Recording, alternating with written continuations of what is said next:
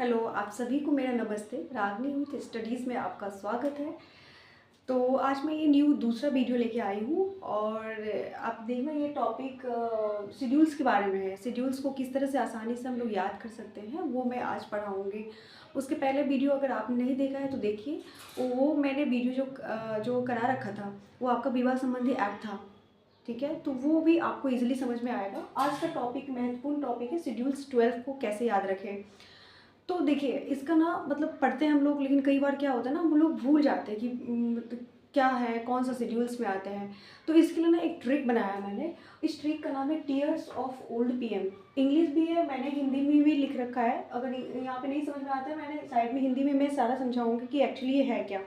तो tears of old PM ये trick है आपका। अगर ये टीयर्स ऑफ ओल्ड पीएम याद कर लेते हो तो आपको 12 के 12 शेड्यूल्स जो है आपको लर्न हो जाएंगे आसानी से। तो देखिए, टी से टीयर्स है। टी से क्या होगा, पहला नंबर पे यूनियन टेरेटरीज। इसमें ना भारत के राज्यों, भारत के जो केंद्र शासित प्रदेश है उसके बारे में उल्लेख इसमें बताया गया है पहला नंबर पे। ई मोन्यूमेंट्स, ई से क्या होगा, इमोल्यूमेंट्स। इसका मतलब क्या होता है ना गाइस, मेरा इंग्लिश प्रोनाउंसिएशन कहीं पे, सॉरी प्रोनाउंसिएशन नहीं, इसका जो स्पेलिंग होगा कहीं एरर होगा तो माइंड मत कीजिएगा। थोड़ा सा वीक है मेरा इंग्लिश वाइज है तो, लेकिन मैं बताने की कोशिश कर रही हूँ। आप हिंदी में भी लिखा होगा, जस्ट मेरा ये पर्पस है कि आप लोग समझ जाओ किसी भी तरह, मतलब जो मैं पढ़ा रही हूँ।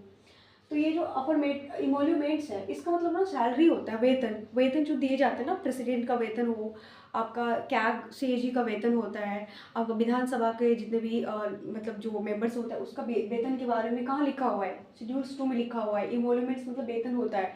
तीसरा क्या है, अफर्मेटिव ओट्स। पता है ना, शपथ जो चुनाव जीतने के बाद जिनको भी जो भी मंत्री दिया जाता है वो सभी के सभी क्या ओट्स लेते हैं, शपथ लेते हैं, जैसे प्रधानमंत्री हो गए, राष्ट्रपति हो गए। तो ये शपथ के बारे में शेड्यूल 3 में मेंशन किया हुआ है। उसके बाद आपका ना राज्यसभा सीट के बारे में दिया गया है। राज्यसभा का जो है कितनी सीट है, इसके बारे में आपका शेड्यूल 4 में मेंशन किया गया है।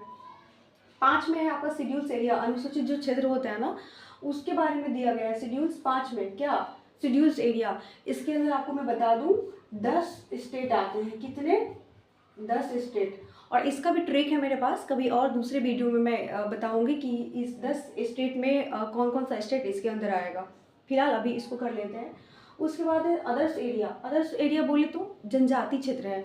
जनजाति जो क्षेत्र है ना, ये बहुत ही पावरफुल अपने आप में है। ये जो आपका शेड्यूल्स 6 है, यूपीएससी ना या कोई भी एग्जाम्स, वन डे एग्जाम्स हो, कोई भी एग्जाम्स हो, शेड्यूल्स डेफिनेटली क्वेश्चन पूछता है। लेकिन यूपीएससी जो है ना, ये आर्टिकल सॉरी शेड्यूल्स 5 6 से बहुत ज़्यादा क्वेश्चन पूछता है। तो ये जो 6 है ना, सॉरी शेड्यूल्स, आर्टिकल बताया था मैंने, शेड्यूल्स 6 बहुत ही स्वायत्त क्षेत्र है वो। जनजाति क्षेत्र मतलब ये जो गैर जनजाति है उसको अलाउ नहीं करता है उस क्षेत्र में बसने के लिए। और वो जो है वो खुद का इलेक्ट करता है, एग्जीक्यूटिव पावर उन लोगों का खुद का होता है। खुद डिस्ट्रिक्ट ऑटोनोमस डिस्ट्रिक्ट काउंसिल कहता है इसको। इसमें खुद को चुनाव करता है, खुद को मनोनीत करता है। अगर कोई गैर जनजाति क्षेत्र है तो मतलब उसको अलाउ नहीं करता ये लोग। तो इसके अंदर ना आपका ATMM यानी कि असम, त्रिपुरा, मेघालय, मिजोरम को रखा गया है। और अभी कुछ दिन पहले की बात है, लद्दाख जो है ये ऑटोनोमस डिस्ट्रिक्ट काउंसिल की बात कर रहा था कि उनको भी 6 में जो है ऐड करो, खुद मेरे को भी स्वायत्त क्षेत्र दो, पावर दो। 6 शेड्यूल्स बहुत इंपॉर्टेंट है। 7 में फेडरल। फेडरल क्या होता है ना कि इसमें हम केंद्र एवं राज्य का, जो आप लोग सुने होंगे ना, पावर का डिस्ट्रीब्यूशन होता है, पावर का बंटवारा होता है। जो संघ मतलब आपको जैसे कि समवर्ती सूची पढ़ा होगा आपने, राज्य सूची का विषय होता है, केंद्र सूची का विषय होता है। तो ये पावर का जो डिस्ट्रीब्यूशन है ना, ये इसमें है फेडरल 7 में। उसके बाद 8 में ऑफिशियल लैंग्वेज, सबको पता होगा 22 ऑफिशियल लैंग्वेज है, उसकी चर्चा है शेड्यूल 7 में। 9 में है लैंड रिफॉर्म्स, भूमि संबंधी जो संशोधन था उसके बारे में बताया गया है। किसमें, शेड्यूल्स 8 आपका 9 में बताया गया लैंड रिफॉर्म्स, भूमि संबंधी। एक्चुअली उसमें क्या था भूमि संबंधी में, जो 1973 के पहले उसमें सुप्रीम कोर्ट का हस्तक्षेप नहीं था। उसमें था कि भूमि संबंधी में कोई संशोधन होता है तो सुप्रीम कोर्ट आके हस्तक्षेप नहीं करेगी, ठीक है। लेकिन केशवानंद जो भारतीय केस आया था आपका 1973 के बाद, उसमें बोला गया कि केंद्र जो सुप्रीम न्यायालय जो है उसमें सुरक्षा के लिए, मतलब सुरक्षा हितों की पर्पज से जो है उसमें हस्तक्षेप देखेगी उसको। चेक कर सकती है कि ये मतलब कहीं मूल ढांचा को तो नहीं प्रभावित कर रहा है। तो इसीलिए ये वाला आपका लैंड रिफॉर्म भूमि संबंधी आप या विवाद जो है 9 में आएगा। 10 में डिफोराइजेशन, दल बदल कानून है, इसमें पता होगा 10 शेड्यूल्स में क्या है, डिफोराइजेशन मतलब दल बदल कानून है।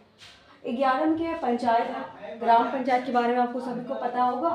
73 अमेंडमेंट हुआ था 1993 में, ठीक है, ग्राम पंचायत तो सभी को पता होगा। 12 में क्या हुआ, म्यूनसिपैलिटी यानी कि नगर पालिका के बारे में बताया गया है, 74 अमेंडमेंट था 1993 में। तो ये चीज़ें हो गई। तो ये आपका एकदम आसान भाषा में समझ लीजिए, इसको ट्रिक्स याद करोगे आप, टेयर्स ऑफ ओल्ड पीएम जैसे इंग्लिश में डालोगे, और इतना तो सबको पता ही होगा, आप इंग्लिश में लिख लोगे, बाकी सबका याद ही आता हो, याद आ जाएगा ऑटोमेटिकली कि इसमें क्या था, इसमें क्या था, इसमें क्या था। तो ये मेरा शेड्यूल्स का रहा। इसी तरह चलिए वीडियो को मैं समाप्त करती हूँ यहाँ पे, और अब मिलते हैं नेक्स्ट वीडियो में। कोई इंटरेस्टिंग टॉपिक लेके आऊँगी, महत्वपूर्ण आर्टिकल के बारे में लेके आऊँगी कि ये कौन कौन सा ज़रूरी है, इम्पॉर्टेंट है। हालांकि मैंने अमेंडमेंट भी बता रखा है, तो एक बार ज़रूर इस चैनल में आप देख लेना, उसमें भी बता रखा है। तो ठीक है, चलिए स्वस्थ रहिए, मस्त रहिए, मिलती हूँ नेक्स्ट वीडियो में, तब तक के लिए बाय बाय।